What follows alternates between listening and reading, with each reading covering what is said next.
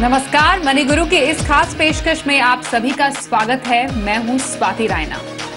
आज हम जानेंगे क्या है आपके निवेश के कर्तव्य, कौन से ऐसे निवेश के तमाम ऐसी चीजें हैं जो आपको ध्यान में रखने की जरूरत है अपने पूरे इस निवेश के सफर में।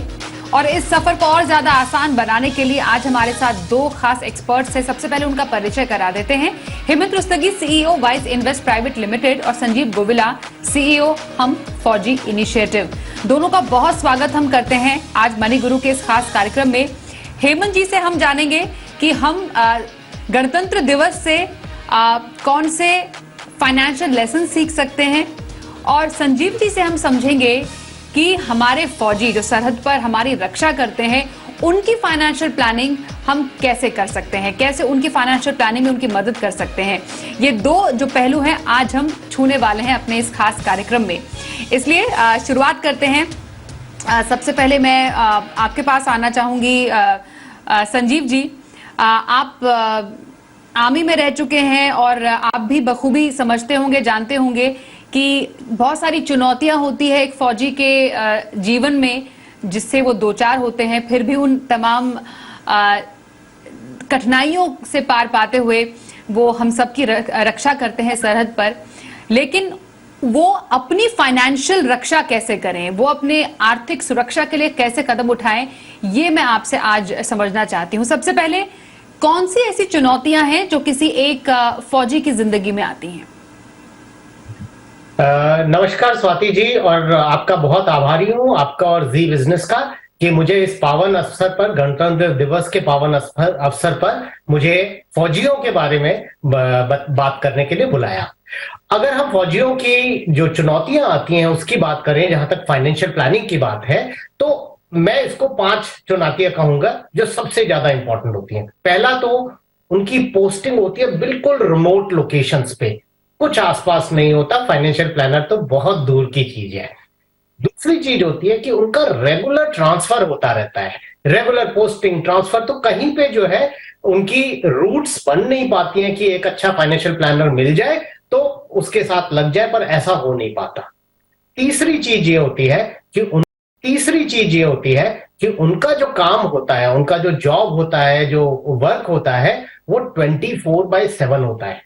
उसमें फाइनेंशियल प्लानिंग, फाइनेंशियल चीजों के बारे में बहुत कम सोचने का समय मिलता है। चौथी चीज होती है कि उनकी जो रिस्क होती है, वर्किंग लाइफ जो होती है, वो काफी रिस्की होती है। ये तो हम सभी जानते हैं सिविलियंस के कंपेयर्ड में। और लास्ट चीज ये होती है कि इन सब चीजों की वजह से फौजियों के अंदर फाइनेंशियल चीजों के बारे में ज्यादा जागरूकता नहीं है, न तो उनको पता है ज्यादा, और ना ही पूरी फौज एज सच को इसके बारे में मालूम रहता है। बिल्कुल। तो ऐसे कुछ चुनौतियां हैं जो हम फाइनेंशियल चुनौतियों की हम बात कर रहे हैं, जिससे कोई भी जो आर्मी पर्सनल है या डिफेंस पर्सनल है उनकी जिंदगी में आती हैं। इन सब चुनौतियों को ध्यान में रखते हुए हमें एक फौजी की फाइनेंशियल प्लानिंग के बारे में सोचना चाहिए। हेमंत जी, अब जब हम गणतंत्र दिवस की बात कर रहे हैं तो कुछ ना कुछ तो हम सीख उससे लेते ही हैं, अपने आर्थिक जीवन से जुड़े हुए भी। सबसे पहली सीख क्या होगी गणतंत्र दिवस से? हमारा जो कॉन्स्टिट्यूशन है, संविधान है, वो लिखा गया, कई ऐसे हमारी राइट्स है, ड्यूटीज हैं जिसके बारे में हम सब जानते हैं और वो सब कॉन्स्टिट्यूशन में लिखी हुई हैं। तो ऐसे कुछ सीख जो हम गणतंत्र दिवस से ले पाए, उसमें से पहली सीख क्या होगी? जी स्वाति, आई थिंक मुझे लगता है कि गणतंत्र दिवस से जिस तरह से हमने फ्रीडम पाई, जिस तरह से हमने अपने कॉन्स्टिट्यूशन को बनाया, उससे काफी सीख है मुझे लगता है इन्वेस्टर्स के लिए। तो जैसे हम जानते हैं कि 1947 में हमको आजादी मिली, एज ए नेशन हमको फ्रीडम मिली, हम जो चाहे कर सकते थे। लेकिन हम किस तरह का नेशन बनना चाहते थे, हमारे गवर्नमेंट कैसे चलेगी, हमारे जुडिशरी कैसे चलेगी, हमारे जो नागरिक हैं उनकी फंडामेंटल राइट्स, ड्यूटीज क्या हैं, वो सब हमने अडॉप्ट की 26 नवंबर 1949 को, और उसको हमने एनफोर्स किया हमने 26 जनवरी 1950 को। तो कॉन्स्टिट्यूशन बनने के बाद आपको पता चलता है कि आप किस तरह के नेशन है, किस तरह से आगे बढ़ना चाहेंगे। इन्वेस्टमेंट में भी जब हम काम करना शुरू करते हैं, हमको पैसे मिलते हैं, हमें लगता है कि हमारी फाइनेंशियल फ्रीडम मिल गई। लेकिन सच्चाई है कि आपको खर्चा करने की फ्रीडम मिल गई, अगर आप चाहते हो कि फ्यूचर में लाइफ में आपकी हर स्टेज के पास पैसा हो, आपके पास जितने भी गोल्स हो, तो आपको अपनी इन्वेस्टमेंट को प्लान करने की जरूरत है। सिर्फ इसलिए कि आप कमाई कर रहे हैं इसका मतलब ये नहीं है। जैसा हमने कहा कि जब कॉन्स्टिट्यूशन बना तब डिफाइन हुआ कि हम कैसा देश बनेंगे। तो सबसे पहली बात ये कि हमें सीख मिलती है कि हमें अपनी इन्वेस्टमेंट्स को प्लान करना है, क्योंकि कॉन्स्टिट्यूशन जो है वो हमारी डेमोक्रेसी की बैकबोन है, राइट। और इसमें क्लियरली हमको पता चलता है कि किस बेसिस पे हमारी गवर्नेंस होगी। उसी हिसाब से हमारी जो इन्वेस्टमेंट है उसमें फाइनेंशियल प्लान बनने की जरूरत है। यानी हमारे गोल्स क्या होंगे, कितना समय है हमारे पास, कितना टारगेट है और किस तरह की एसेट एलोकेशन हो, क्योंकि वो जो बहुत बड़ा इंपॉर्टेंट फैक्टर हमारी इन्वेस्टमेंट में जो है वो एसेट एलोकेशन है, जो डिसाइड करता है कि हम कितना रिस्क ले रहे हैं और किस तरह की हम इन्वेस्टमेंट से अपनी रिटर्न पा सकते हैं। तो जो हमने सीख ली सबसे पहली ये कि अपनी इन्वेस्टमेंट को प्लान कीजिए और उस पर बने रहिए, ताकि आप जो भी गोल्स आप पूरा करना चाहें वो अपनी करें। तो मुझे लगता है सबसे पहली सीख ये है कि अपनी इन्वेस्टमेंट्स को प्लान करें। ओके, तो इन्वेस्टमेंट को प्लान करें और वो तभी हो सकता है जब आप कदम कदम बढ़ाते चले जाएं अपने लक्ष्य की ओर, और उसके बाद सारी चीजें अपने आप फॉलो करती रहेंगी कि आप अपने निवेश अवधि सेट की है, फिर उसके हिसाब से एसेट एलोकेशन किया है, लेकिन हाँ, नजर आपके हमेशा लक्ष्य पर ही है। अब हम फौजियों की फाइनेंशियल प्लानिंग पर आए तो एक जो डिफेंस पर्सनल होते हैं या जो फौजी होते हैं उनकी फाइनेंशियल प्लानिंग का कौन सा ऐसा पहलू है संजीव जी जो सबसे ज्यादा ध्यान देने लायक है? हम हमेशा से इमरजेंसी प्लानिंग की बात करते हैं, हम अपने लिए रिस्क मैनेजमेंट की बात करते हैं। एक फौजी के लिए एक रिस्क मैनेजमेंट किस तरीके का होता है, क्योंकि उनकी लाइफ तो, उनका प्रोफेशन ही इतना रिस्की है, तो इसलिए एक फौजी एक रिस्क मैनेजमेंट फाइनेंशियली कैसे करें? बिल्कुल, बहुत अच्छा पॉइंट आपने रेज किया है स्वाति जी, और हेमंत जी ने भी जो बोला कि हमें प्रॉपर प्लानिंग करके चलना चाहिए, ये बहुत टके की बात है।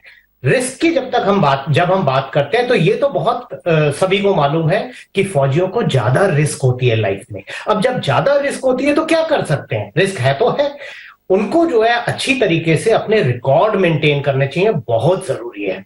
और लाइफ इंश्योरेंस, मेडिकल इंश्योरेंस की उनको जरूरत नहीं होती, क्योंकि आर्म फोर्सेस जो है उनको एडिक्वेट काफी लाइफ इंश्योरेंस दे देती हैं और पूरी लाइफ में के लिए मेडिकल इंश्योरेंस उनको अनलिमिटेड मिल जाता है। लेकिन बहुत सारे और इंश्योरेंस होते हैं जिसकी उनको जरूरत पड़ती है, जैसे होम इंश्योरेंस लेना चाहिए, क्रिटिकल इंश्योरेंस लेना चाहिए, डिसेबिलिटी इंश्योरेंस लेना चाहिए। रिस्क की वजह से डिसेबिलिटी के चांसेस भी उनके बाकी सबसे ज्यादा होते हैं। और तीसरी चीज जो उनको ध्यान रखनी है कि उनकी शॉर्टर वर्किंग लाइफ होती है, उनकी वर्किंग लाइफ बहुत कम होती है।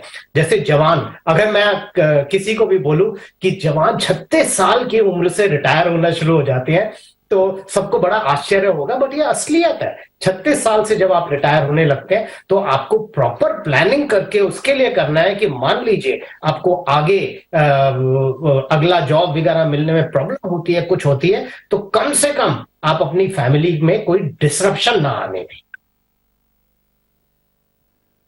बिल्कुल, तो इंश्योरेंस प्लानिंग बेहद ही जरूरी है जिससे किसी भी तरीके की बाधा आपकी लाइफ में ना आए। यही जब हम रिस्क मैनेजमेंट की बात करते हैं हेमंत जी अपनी सिविलियंस की लाइफ में, क्योंकि हम सिविलियंस और फौजी इन दोनों की फाइनेंशियल प्लानिंग की बात कर रहे हैं, उसका जो मूल आधार है वो तो बिल्कुल सेम ही है, लेकिन हाँ, रिस्क एक फौजी की लाइफ में ज्यादा होता है। वहीं जब हम जोखिम के लिए तैयार रहने की बात करते हैं हेमंत जी, तो कौन से ऐसे पहलू हैं फाइनेंशियल मैनेजमेंट के जिनका ख्याल रखने की जरूरत है? जी स्वाति, एक्चुअली जब हम रिस्क मैनेजमेंट की बात करते हैं तो मुझे लगता है कि हमारी इन्वेस्टमेंट प्रोसेस शुरू होने से पहले सबसे पहला जो कदम होना चाहिए हमारा, वो रिस्क मैनेजमेंट पे होना चाहिए। हम जो प्लान करते हैं, हम ये मान के चलते हैं कि हम इतने समय रहेंगे, हम इतनी मेहनत करेंगे, पैसा कमाएंगे और उसको इन्वेस्ट करेंगे और हमारे अपने लिए और हमारे परिवार के लिए जो गोल्स हैं उनको पूरा करेंगे। लेकिन हमें ये कभी नहीं भूलना चाहिए कि कुछ चीजें ऐसी हैं, सिचुएशन ऐसी हैं जो हमारे कंट्रोल में नहीं है। हमारी हेल्थ से रिलेटेड रिस्क हो सकते हैं, हमारी लाइफ से रिलेटेड रिस्क हो सकते हैं, या ऐसी कोई फाइनेंशियल इमरजेंसी आ जाती है जिसके लिए हमें बड़ी रकम की जरूरत है। तो जब आप अपना रोड मैप बनाएं, जब आगे बढ़े, उससे पहले अपनी रिस्क मैनेजमेंट के ऊपर ध्यान दीजिए। उसके 2-3 एस्पेक्ट्स हैं इंपॉर्टेंट। एक तो ये कि लाइफ इंश्योरेंस हो, और एडिक्वेट हो। यानी अगर कुछ हो जाए अनफॉर्चुनेट इंसिडेंट, तो जो आपके परिवार के जो सपने हैं, जो ऑब्जेक्टिव्स हैं, वो तो वहीं के वहीं रही है, पूरा करने के लिए पैसा चाहिए, तो वो लाइफ इंश्योरेंस से मिलता है। हेल्थ इंश्योरेंस, जैसा कि हम जानते हैं हेल्थ ट्रीटमेंट बहुत एक्सपेंसिव हो चुका है, हमारा जो लाइफस्टाइल है कहीं ना कहीं हम काफी रिस्क पे हैं, तो हमारे पास हेल्थ इंश्योरेंस होना चाहिए और यहाँ पे भी एडिक्वेट हेल्थ इंश्योरेंस होना चाहिए। और दोनों के लिए इंपॉर्टेंट है कि हम सही प्रोडक्ट चुने। जो इन्वेस्टमेंट का इंश्योरेंस की जो स्ट्रेटेजी हम अपनाते हैं वो अच्छी नहीं है, और ये देखें कि किस तरह की आपके पास हेल्थ इंश्योरेंस हो। अगर छोटी फैमिली है तो फैमिली फ्लोटर ले सकते हैं, अगर फैमिली में बुजुर्ग हैं, सीनियर सिटीजन हैं, उनके लिए इंडिविजुअल प्लान ले लें, और एडिक्वेट रिस्क कवर होना चाहिए। तीसरा, इमरजेंसी फंड बनाना बहुत जरूरी है। पेंडेमिक ने हमको सिखाया कि इमरजेंसी फंड होना जरूरी नहीं है, साथ में एक तरह बड़ा होना चाहिए कि कम से कम 6 से 12 महीने के आपके पूरे जो कमिटमेंट है, एक्सपेंसेस है, वो कवर हो सके। तो ये जब तीनों आप करते हैं तो हम क्या देखते हैं कि जो भी आप अचीव करना चाहते हो अपने इन्वेस्टमेंट से, अगर आप रहें या ना रहें, फिर भी वो चीजें अचीव होंगी। तो आई थिंक जैसा मैंने कहा, अपनी इन्वेस्टमेंट प्रोसेस शुरू करने से पहले रिस्क मैनेजमेंट पे ध्यान दें और इंश्योर करें कि आपने ये तीनों एंगल को कवर किया। बिल्कुल सही बोला आपने। तो रिस्क मैनेजमेंट के पहलू है, इमरजेंसी प्लानिंग, इंश्योरेंस प्लानिंग, इन सब का ख्याल रखना बेहद ही जरूरी है, जिसको ध्यान में रखते हुए ही आपको अपने फाइनेंशियल प्लानिंग करने की जरूरत है। वहीं अगर फौजियों की बात की जाए तो आपने जैसे बताया संजीव जी कि फौजी की जो रिटायरमेंट है वो भी उस हिसाब से ही आती है, मतलब उनका जो एक्टिव पीरियड है, जितना अगर मैं सही समझ पा रही हूँ प्रोफेशन का, वो एक हमारे जो नॉर्मल जो एक 60 साल तक के कामकाजी जो उम्र होती है उससे कम होता है। इसका मतलब जो एक फाइनेंशियल प्लानिंग है एक फौजी की, वो उस हिसाब से होनी चाहिए कि जब वो अपने कामकाजी समय या बहुत ही एक्टिव दिनों में से दूर रहे, तब उनकी फाइनेंशियल प्लानिंग की सिविलियन से काफी अलग रहेगी।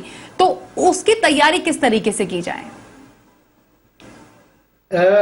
अगर हम ये बात करें कि किस तरह के इन्वेस्टमेंट प्रोडक्ट्स के अंदर उनको जाना चाहिए, क्या यही क्वेश्चन आप पूछ रही हैं स्वाति जी?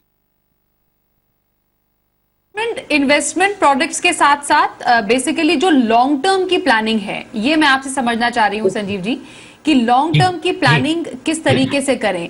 कई बार जैसे हमारे पास एक लमसम पैसा आता है, उसको कैसे इन्वेस्ट किया जाना चाहिए, ये कुछ पहलू पहले, उसके बाद कहां पर इन्वेस्ट करें, ये समझेंगे आपसे। जी बिल्कुल। तो ये लॉन्ग टर्म वाली जो आपने बात की है, ये लॉन्ग टर्म बहुत इंपॉर्टेंट है। और आमतौर पे क्या होता है, हमें सबको पता है लॉन्ग टर्म के लिए करना है, हमारे बच्चों का एजुकेशन आने वाला है, हमारा अपना रिटायरमेंट आने वाला है, जब जो पेंशन हमें मिलेगी शायद वो सफिशिएंट नहीं होगी, इमरजेंसी फंड की हेमंत साहब ने बात की, ये सारी चीजें इंपॉर्टेंट है। बट आमतौर पे क्या होता है, जब हम उसको इंप्लीमेंट करने लग जाते हैं तो लॉन्ग टर्म भूल जाते हैं, जो अभी आने वाला है वो अर्जेंट और इंपॉर्टेंट हो जाता है। तो हमें उस चीज का बहुत ध्यान रखना है, और जो भी चीज हमने लॉन्ग टर्म के लिए रखी है उसको हमने सहेज करके रखना है, और कल वाली जो चीज आने वाली है उसके ऊपर खर्च नहीं करना। अब ये कैसे करें? हमें जो एडिशनल अलाउंस मिलते हैं, बोनस मिलते हैं, सैलरी की रेजेस मिलती हैं, वो सारी उसके अंदर बड़े ध्यान से जानी चाहिए, उनको हमें रोकना नहीं चाहिए। जहां तक हो सके हमारी जो इन्वेस्टमेंट्स होती हैं वो ऑटोमेटिक हो जानी चाहिए। ऑटोमेटिक इन्वेस्टमेंट क्या होती हैं? जैसे एसआईपीज होती हैं, वो ऑटोमेटिक चलती रहती हैं, कुछ टाइम बाद हम भूल भी जाते हैं वो चल रही हैं, और वहीं पे वेल्थ क्रिएशन का प्रोसेस शुरू हो जाता है, लॉन्ग टर्म वेल्थ क्रिएशन का प्रोसेस।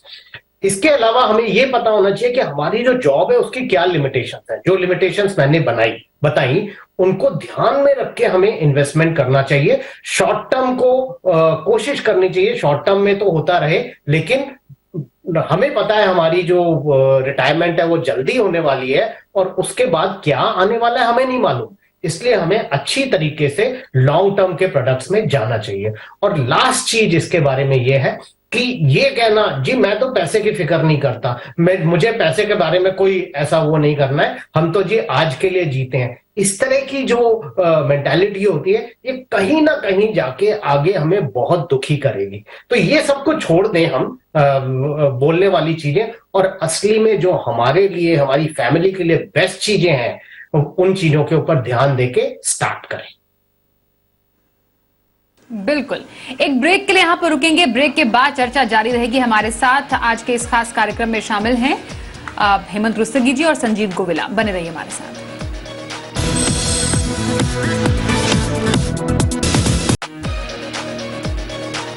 आज हम बात कर रहे हैं क्या हो आपके निवेश के कर्तव्य। हमारे साथ हेमंत रुस्तगी और संजीव गोविला से हम कर रहे हैं खास चर्चा। हेमंत जी, हमारे हर किसी के लाइफ में फाइनेंशियल ड्यूटीज होती हैं कुछ, जिनको ध्यान में रखना और पूरा करना बेहद जरूरी होता है। निवेश के जो ड्यूटीज हैं या जिसको हम कर्तव्य कहते हैं, वो कैसे हैं, और अगर हम उन ड्यूटीज को पूरा ना करें तो उससे कैसे नुकसान हमें हो सकते हैं? आई थिंक ये बहुत ही इंपॉर्टेंट एस्पेक्ट है स्वाति। मैं कहूंगा हम जनरली अगर हम बात करें, हमारी कुछ राइट्स हैं और हमारी कुछ ड्यूटीज हैं, तो जनरली हम अपनी राइट्स को याद करते हैं, ड्यूटीज को हम काफी बार भूल जाते हैं। इसी तरीके से हम इन्वेस्टमेंट करते हैं तो हमें ये हमेशा याद रहता है कि हम क्या अचीव करना चाहते हैं, हम एज एन इन्वेस्टर क्या चाहते हैं। हम चाहते हैं कि हमें बहुत अच्छी रिटर्न मिले, हमारे जितने भी गोल्स हैं वो पूरे हो जाएं, लेकिन हम कहीं ना कहीं भूल जाते हैं कि उनको अचीव करने के लिए एज एन इन्वेस्टर हमारी कुछ ड्यूटीज हैं। अगर आप उनको पूरी तरह से करोगे, उनको फॉलो करोगे, तो डेफिनेटली आपको जो भी इन्वेस्टमेंट सक्सेस चाहिए वो आपको मिलेगी। तो आई थिंक हर इन्वेस्टर को ये समझना है कि जो आपकी ड्यूटीज हैं एज एन इन्वेस्टर, वो हमेशा प्रायोरिटी बेसिस पे आपको उनको पूरा करना है। उसमें दो इंपॉर्टेंट चीजें मैं बात करूंगा। एक तो ये कि हमें एक डिसिप्लिन तरीके से इन्वेस्ट करना है। अभी काफी बार क्या होता है, हम रेंडमली इन्वेस्ट करते हैं। हम क्या करते हैं, पहले पैसा खर्चा करते हैं, फिर जो देखते हैं कुछ बचा है तो उसको इन्वेस्ट करते हैं। तो आई थिंक डिसिप्लिन वहीं से शुरू होता है कि पहले आप बचत कीजिए, फिर खर्चा कीजिए। कभी कभी हमें लगता है कि अगर हम पहले बचत करेंगे तो खर्चा करने के लिए कुछ नहीं होगा। ऐसा नहीं होता। एक्चुअली आप थोड़ा सा प्लान करें, बजट बनाएं, तो देखेंगे कि आप खर्चा भी कर सकते हैं, आप इन्वेस्टमेंट भी कर सकते हैं। और यहाँ पे डिसिप्लिन आने के दो फायदे हैं।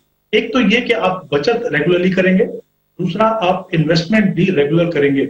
जब आप इक्विटी जैसी एसेट क्लास में इन्वेस्ट करते हो, जहां पे सबसे बड़ा डर आपके लिए होता है वॉलेटिलिटी, और जब आप डिसिप्लिन तरीके से, जैसे हम कहते हैं एसआईपी से इन्वेस्ट करते हैं, तो आप मार्केट लेवल को नहीं देख रहे हैं, आप डिफरेंट लेवल्स पे इन्वेस्ट करके एवरेजिंग का फायदा उठा रहे हो। तो जो सबसे बड़ा डर है इन्वेस्टर्स के लिए, वो इनफैक्ट आपके फेवर में काम करता है, क्योंकि आपको एवरेजिंग का फायदा होता है। दूसरा मुझे लगता है ड्यूटी हमारी एज एन इन्वेस्टर ये है कि हम जितना जल्दी हो सके अपने इन्वेस्टमेंट प्रोसेस को शुरू करें। आप किसी यंगस्टर को पूछिए, रिटायरमेंट की बात कीजिए, तो वो कहेंगे अभी से क्यों सोचना है, अभी तो 30-35 साल दूर है, अभी तो बहुत समय है। जबकि सच्चाई ये है कि अगर आप चाहते हैं कि आपके इन्वेस्टमेंट से पावर ऑफ कंपाउंडिंग का सही फायदा हो, यानी रिटर्न के ऊपर आपको रिटर्न मिले, इक्विटी जैसी एसेट क्लास का सही पोटेंशियल का आपको फायदा हो, तो जितना लंबा समय आप दे सके उतना आपके लिए अच्छा है। तो मुझे लगता है सबसे जो मेन ड्यूटीज है एज एन इन्वेस्टर हमारी ये है कि हमारे इन्वेस्टमेंट प्रोसेस में डिसिप्लिन हो, और जितना जल्दी हम इन्वेस्टमेंट शुरू करें उतना आसान होगा। यानी हम छोटी छोटी रकम से भी बड़ी रकम बना पाएंगे। तो जो हमें डर लगता है कि रिटायरमेंट के लिए 5 करोड़ चाहिए या 10 करोड़ चाहिए, वो कैसे पूरा होगा?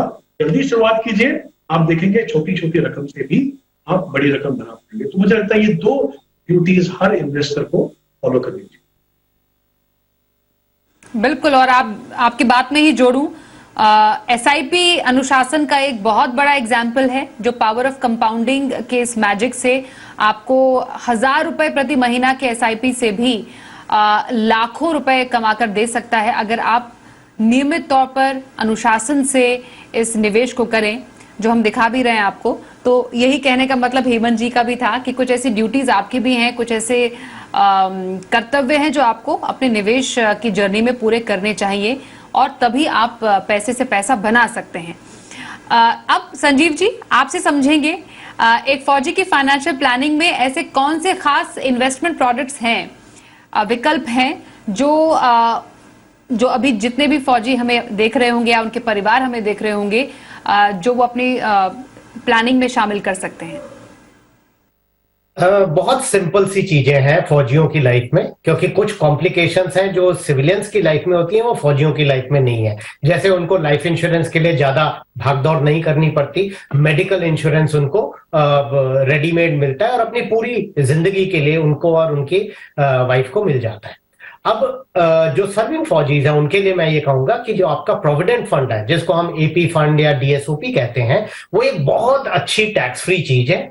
बस एक लिमिट के बाद उसमें टैक्स इंट्रोड्यूस हो गया, तो जहां तक आप उसमें कर सकते हैं, जितना वो टैक्स फ्री पोर्शन है उसको ज्यादा से ज्यादा सब्सक्राइब करने की कोशिश कीजिए। एसआईपी टाइप वो बन जाता है और पावर ऑफ कंपाउंडिंग बहुत जबरदस्त वहां पे आ जाता है। दूसरी चीज, आपको इक्विटी प्रोडक्ट्स में जरूर जाना चाहिए। कई लोग सोचते हैं जी ये तो बहुत रिस्की होता है, कहीं पे हम वोलेटिलिटी, उतार चढ़ाव को हम रिस्क मान लेते हैं, और अगर हम थोड़ा सा इसको गूगल करेंगे, इसके बारे में पढ़ेंगे, तो हमें ये पक्का पता लग जाता है, बड़ा इजीली पता लग जाता है कि ये वोलेटिलिटी अगर हम भूल जाएं, उसको ना देखें, तो ये वोलेटिलिटी जो होती है, उतार चढ़ाव, यही हमें पावर ऑफ कंपाउंडिंग देता है, यही हमें एफडी से वगैरह से बेटर रिटर्न्स देता है। अगर आपकी बेटी हुई है, छोटी बेटी है, उसके लिए सुकन्या समृद्धि योजना जरूर कीजिए, एक बहुत अच्छा प्रोडक्ट है। थोड़ा सा गोल्ड भी जरूर लेना चाहिए, जो सॉवरेन गोल्ड बॉन्ड्स हैं, ये बहुत अच्छे प्रोडक्ट है। नहीं तो गोल्ड ईटीएफ या म्यूचुअल फंड्स में चले जाइए, अगर आप मंथली बेसिस पे थोड़ा थोड़ा डालना चाहते हैं। बहुत लोग मैंने देखे हैं जो घर के लिए, घर का सोचते हैं कि शुरू में ही हम घर बना लें और फिर उसमें जो है 20, 25, 30 साल बाद जाके रहते हैं। प्लीज ऐसा मत करिए। घर के लिए सेव जरूर शुरू से करिए, सेविंग शुरू कीजिए, लेकिन घर जब आप 50 साल की उम्र के आसपास जाकर ही घर लीजिए, क्योंकि जिंदगी में ये एक डिसीजन है जो सबसे बड़ा डिसीजन होता है और जगह चेंज होती रहती है। आपको नहीं पता आप असली में कहां पे जाकर के सेटल होंगे। इंश्योरेंस पॉलिसी बिल्कुल नहीं चाहिए आपको, एनपीएस बिल्कुल नहीं चाहिए, और कोई भी ऐसा उल्टा सीधा प्रोडक्ट जो आपको नहीं समझ आता है, प्लीज बिल्कुल मत लीजिए। लास्ट का पॉइंट, बहुत सिंपल डाइवर्सिफाइड पोर्टफोलियो रखिए अपना, और अगर आप रिटायर हो रहे हैं, रिटायरमेंट के पास हैं और आपको रिटायरमेंट का कोपस मिलने वाला है, उसके अंदर भी ये सिंप्लिसिटी रखिए और इक्विटी जरूर लीजिए, क्योंकि अभी आपको बहुत ज्यादा जीना है रिटायर होने के बाद भी। बिल्कुल, तो फौजियों की फाइनेंशियल प्लानिंग बहुत सिंपल और किस तरीके से करें, संजीव जी ने बताया। आखिरी सवाल हेमंत जी आपसे होगा कि किसी को अपने निवेश का जो सफर है उसमें कितना ज्यादा पार्टिसिपेट करना चाहिए, क्योंकि हम कई बार किसी के कहने पर आकर निवेश करते हैं, सलाहकार की हम मदद लेते हैं, लेकिन खुद का जो फैसला हो, खुद की जो से हो, वो कितनी ज्यादा हो। जी आई थिंक स्वाति बहुत इंपॉर्टेंट है ये। काफी बार आई थिंक हमने देखा है कि इन्वेस्टर्स इसको इग्नोर करते हैं, और कई बार हमें ये सुनने को मिलता है, इन्वेस्टर्स को लगता है कि नहीं, हमें इतनी टेक्निकलिटी समझ में नहीं आती है, हम फाइनेंस इन्वेस्टमेंट को नहीं समझते हैं, हम किसी से एडवाइस ले रहे हैं, वो हमारा देख रहे हैं। बिल्कुल सच्ची बात है। अगर आपको कॉन्फिडेंस नहीं है, आपको लगता है कि आपके पास वो कैपेबिलिटी नहीं है कि आप खुद से डिसीजन ले सको, डेफिनेटली आपको किसी एक्सपर्ट की एडवाइस लेनी चाहिए। लेकिन उसमें जब तक आप पार्टिसिपेट नहीं करोगे, आप समझ नहीं पाओगे। बेसिकली काफी सारे जो इन्वेस्टमेंट डिसीजन है वो कॉमन सेंस के हैं, उसके लिए आपको फाइनेंशियल या इन्वेस्टमेंट एक्सपर्ट होने की जरूरत नहीं है। इंपॉर्टेंट ये है, फोकस होना चाहिए, डिसिप्लिन होना चाहिए, कोई आपको गाइड करने वाला होना चाहिए। जब आप इन्वेस्टमेंट प्रोसेस में शामिल होते हो, उसमें पार्टिसिपेट करते हो, तो आप over a period of time सीख जाते हो, आपको क्या सवाल पूछना है, आप ये समझ पाते हो कि जो आपको मदद कर रहे हैं वो क्या अपना इंटरेस्ट देख रहे हैं, क्या आपका इंटरेस्ट देख रहे हैं, क्योंकि आपसे ज्यादा उसको कोई और नहीं समझ पाएगा। बिल्कुल तो मुझे लगता है कि अपने डिसीजन मेकिंग प्रोसेस में पार्टिसिपेट कीजिए, it will make you a better investor. और आगे जाके आप जो इन्वेस्टमेंट डिसीजंस हैं, जब आप उस स्टेज में पहुंचेंगे जो आपकी लाइफ में बहुत इंपॉर्टेंट है, तब तक आप इतनी नॉलेज गेन कर चुके होंगे कि आप सही डिसीजन ले पाएंगे। फाइट द फैक्ट कि आप किसी की एडवाइस इसी को जागरूक निवेशक कहते हैं, जो कि सोच समझकर अपने फैसले ले और कहा सुनी में ना पड़े, और इसके लिए एक अच्छा फाइनेंशियल सलाहकार आपकी बहुत बखूबी मदद भी कर सकता है। धन्यवाद करेंगे हेमंत जी आपका, और संजीव जी आपका भी हमारे साथ इस खास कार्यक्रम में शामिल होने के लिए। मनी गुरु में आज के इस शो में बस इतना ही।